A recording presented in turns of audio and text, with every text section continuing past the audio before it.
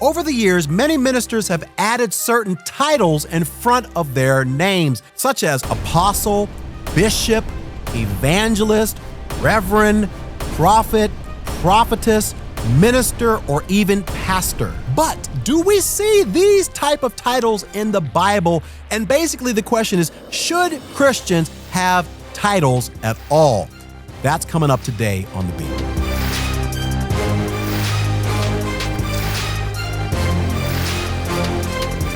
Hey, my friend, welcome back to another video inside of this series that we're doing here on The Beat called Church Gone Wild, a modern day look at the wildest church ever.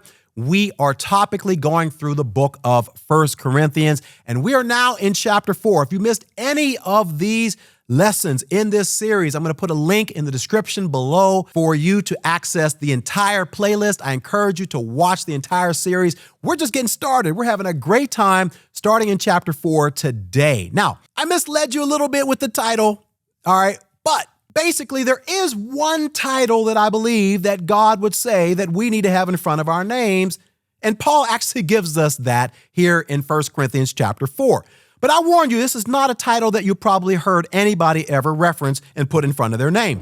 It says here, a person should think of us in this way, as servants of Christ and managers of the mysteries of God. Now, let me ask you a question. You've heard people say they're an apostle this, bishop this, prophet that, prophetess this, evangelist so-and-so. Have you ever heard somebody say, I'm servant? Oh, who are you? I'm Servant Alan Parr. Have you ever heard anybody use that title? Probably not. I bet you not one person watching this video has ever heard. You know why? Because that does not communicate any sort of importance. It doesn't communicate any sort of superiority. See, what we want, we like to have titles in front of our names that communicate superiority. Doctor, bishop, overseer, right? Evangelist, prophetess, minister. All of those communicate that I'm up here and the rest of you are down here. And one day you might be able to be up here. But is that biblical? Do we see that anywhere in the scriptures? Now, what's interesting here is that the Greek word that Paul uses here for our English word servant is the word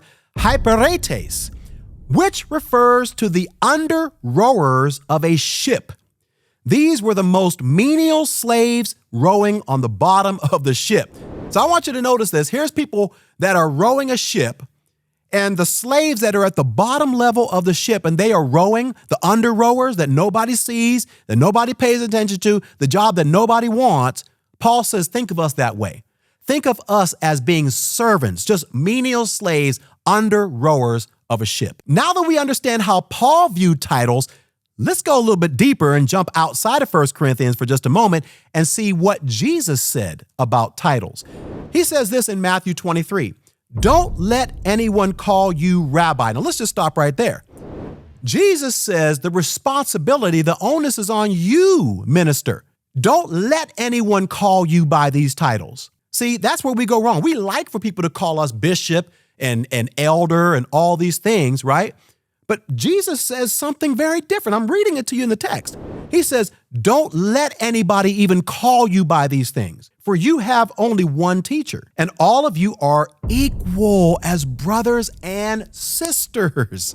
See, that's Jesus' point. There is no, I'm up here and everyone is down here. There is no, I'm a bishop. First of all, these titles are not who you are. It's what you do. You are not an evangelist. Evangelism is what you do. You are not a minister. Ministering is what you do. I'm Alan Parr. I'm not, my first name isn't Bishop or Minister Alan. No, I'm Alan. So that's why when people call me Pastor Parr, I'm like, okay, that's fine. But I'm just Alan. I'm just Brother Parr. I'm just Alan. And I want that because that keeps me humble. That doesn't exalt my gift above anyone else's. He goes on and says, and don't address anyone here on earth as Father, for only God in heaven is your Father. So once again, don't allow anybody to call you by these titles. And then he says, don't address anybody by these titles either. Jesus says something similar again as we continue, and don't let anyone call you teacher. See, once again, don't let people boost you up and puff you up.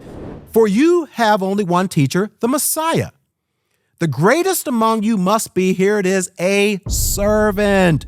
But those who exalt themselves, I'm Bishop so-and-so, I'm Prophet so-and-so, I'm Evangelist so-and-so. That's not your name. You need to stop all this stuff with these titles because you're exalting yourself, making yourself unequal with everybody else. He says you will be humbled, and those who humble themselves will be exalted. Paul said this. He said, you must have the same attitude that Christ Jesus had.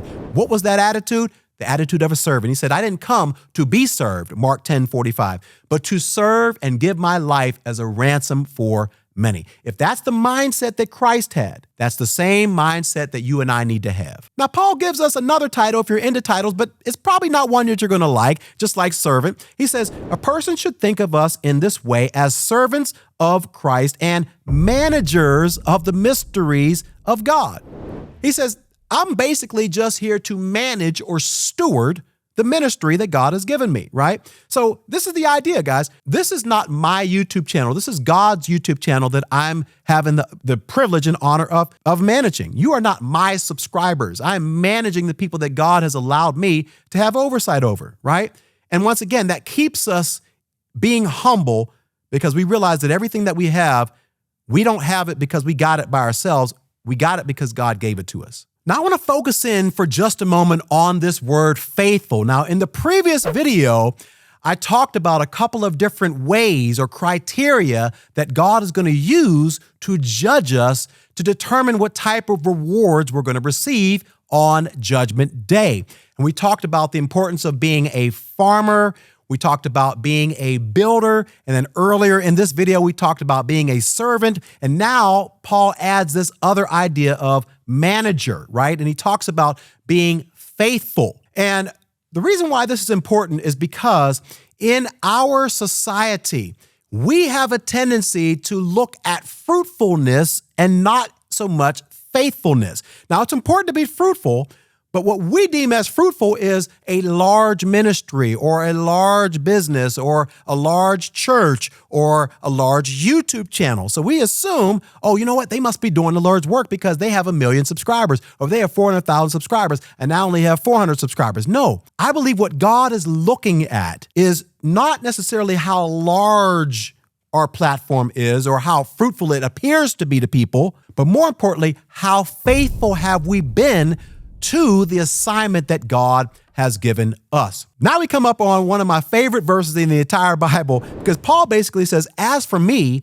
it matters very little how I might be evaluated by you or by any human authority, right? So I love the fact he was like, look, y'all can judge me all you want. You can evaluate me. You can have your opinions about me. You can call me a false apostle. You can question my motives. You can say I don't speak very well. I'm not eloquent. You can do whatever you want. But Paul says at the end of the day, you know, the only person whose opinion of me matters is God himself. And while I'm here, just as an aside, this is why it doesn't really bother me when people make response videos about me, calling me, you know, false teacher and all these different things, because at the end of the day, the only person whose opinion of me, Alan Parr, who really matters is God. Not only that, by making these response videos, you're really actually exposing your audience to who I am, so they can come over to my channel and watch some of my videos. So once again, Paul's like, it doesn't really matter to me when other people judge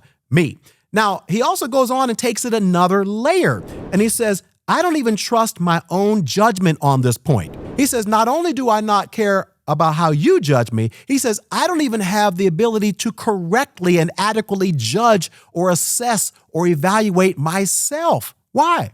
Because he says, my conscience is clear. Meaning, to my knowledge, to the best of my knowledge, I don't think that I'm doing things in the wrong motives. I don't think that I'm doing anything wrong. But he says that doesn't prove that I'm right just because my conscience is clear. He says at the end of the day, it is the Lord himself who will examine me and decide. So don't make judgments about anyone ahead of time before the Lord returns. You see, there are certain things that we can judge as Christians. We can judge people's actions. We can judge people's words. We can say, you know what you just said was not Christian, right? It was ungodly. Or what you did when you slept with somebody outside your marriage, or you cussed this person out, or you slammed the door in somebody's face, that was ungodly. But what we cannot judge, what we do not have the right to judge, is the thoughts, motives, and intents of a person's heart. Why? Because we don't have the ability to look into that person's heart and actually truly and correctly assess what they're doing. Notice Paul says this, "For he, God, will bring our darkest secrets to light." You don't know my darkest secrets. I don't know your darkest secrets. And will reveal our private motives. I don't know your private motives, and you don't know my private motives. That's why he says, then and only then, God will give to each one whatever praise is due. So should Christians have titles? Well, yeah, the title of servant and manager. But as for bishop, prophet, prophetess, minister, I'll even go as far as to say pastor, evangelist, all these different things, apostles, which there's no such thing as an apostle anyway, in terms of a modern day apostle, all these titles have to go. And he even says this, so don't boast about following a particular human leader, for everything belongs to you. So I would love to hear from you. What do you think? Is it okay for Christians to have titles in front of their name, or should we just do away with them altogether? Let me know in the comments section below. Once again, if you've missed any of the videos in this series, the link to the entire playlist is in the description box below. If you like this video, hit the like button. That really helps push this video out to the rest of the people in this world on the YouTube algorithm. If you would like to share it with somebody, share it with them if you found value in this particular video. Hey, if you haven't subscribed yet, what are you waiting for? Subscribe so that you can get notified. Turn your notifications on so that you can get notified the next time a video drops. I'll see you in the next video as we continue on in our series, Church Gone Wild, a modern day look at the wildest church ever. Bye for now.